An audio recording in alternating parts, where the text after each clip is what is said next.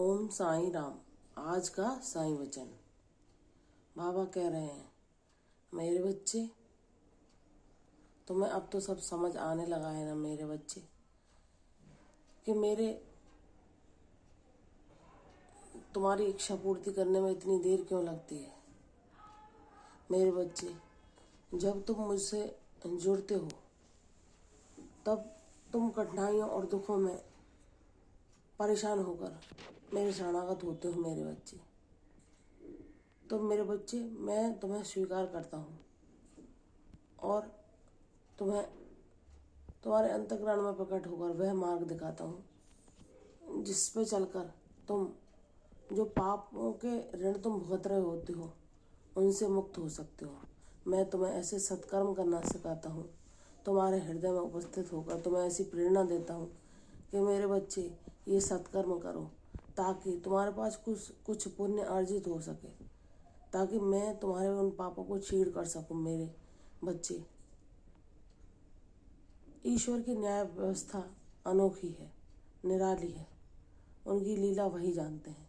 लेकिन जब हम ईश्वर के साथ बहुत लंबे समय तक रहते हैं तो फिर हम भगवान की लीलाओं को समझने के योग्य हो जाते हैं, क्योंकि वही हमें उन्हें समझने के लायक बनाते हैं और वही हमें प्रेरणा देते हैं कि अब देखो मैं क्या कर रहा हूँ। जब तुम्हारे पापों को नष्ट करके और तुम्हारे पुराने जन्म के जो ऋण हैं उनको काट कर मैं तुम्हें उन सब से मुक्त करता हूँ, तभी तो मेरे बच्चे तुम्हारे जीवन में मैं पुण्यों को अर्जित करके एक नई शुरुआत कर पाता हूँ, ताकि मेरा बच्चा जो दुख झेल रहा है उनसे मुक्त हो सके। मेरे बच्चे, तो अब तुम्हें ये बातें मेरे साथ लंबे समय से रहते रहते समझ आ चुकी हैं कि अब तुम्हारे जितने भी पाप कर्म थे वह सब कट चुके हैं मेरे बच्चे, और मैंने तुमसे इतने सत्कर्म कराए हैं कि अब तुम्हारे जीवन में जो कुछ होगा वह सब अच्छा ही अच्छा होगा। मेरे बच्चे, बाबा सबको उचित मार्ग दिखाते हैं और सबको उसी पर चलने के लिए प्रेरित करते हैं, ताकि उनका वह भक्त परेशानियों और कष्टों से मुक्त हो सके। लेकिन जब हम शुरुआत में बाबा से जुड़ते हैं तो हम कहते हैं कि बाबा, मैं तो सब कर रहा हूँ, लेकिन यह क्यों कुछ भी मेरे जीवन में अच्छा होते हुए मुझे क्यों नहीं दिखाई दे रहा। वह इसलिए होता है मेरे बच्चे कि सब कुछ धीरे धीरे ही होता है। जैसे तुम पुण्यों को अर्जित करते हो वह भी धीरे धीरे ही होते हैं।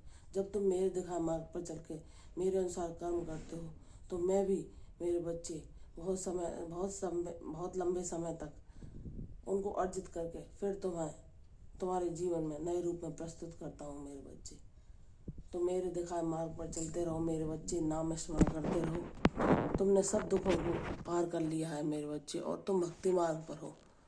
भक्ति मार्ग पर बच्चा अपने सब अच्छे और बुरे कर्मों को ईश्वर के चरणों में समर्पित करता है, तो फिर भगवान अपने ऊपर उसकी सारी चीज़ों की जिम्मेदारी स्वयं ले लेते हैं और उसके सारे कार्यों को वो स्वयं करते हैं।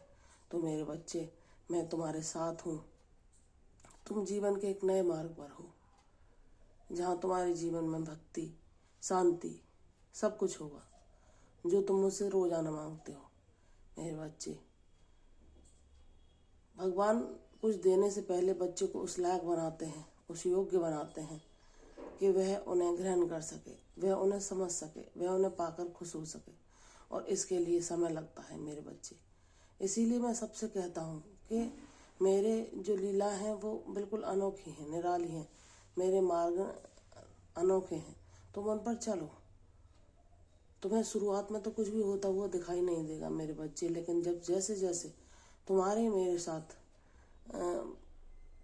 घनिष्ठता बढ़ती जाएगी तो तुम मेरी लीलाओं को जानने के योग्य बन सकोगे, और फिर तुम्हें कोई भी दुख, कष्ट, परेशानी और मुझसे शिकायत भी नहीं रहेगी कि बाबा ऐसा क्यों नहीं हो रहा।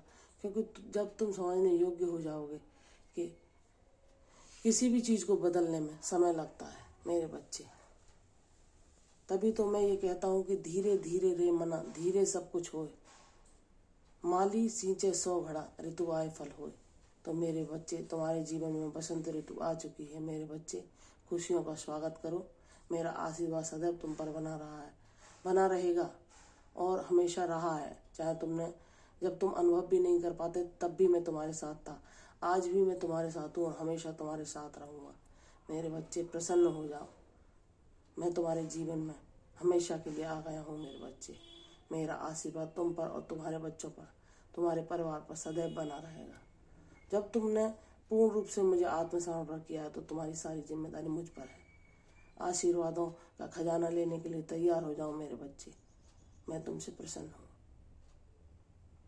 ओम साई राम। कल फिर आऊँगी साईं वचन के साथ, तब तक के लिए ओम साई राम।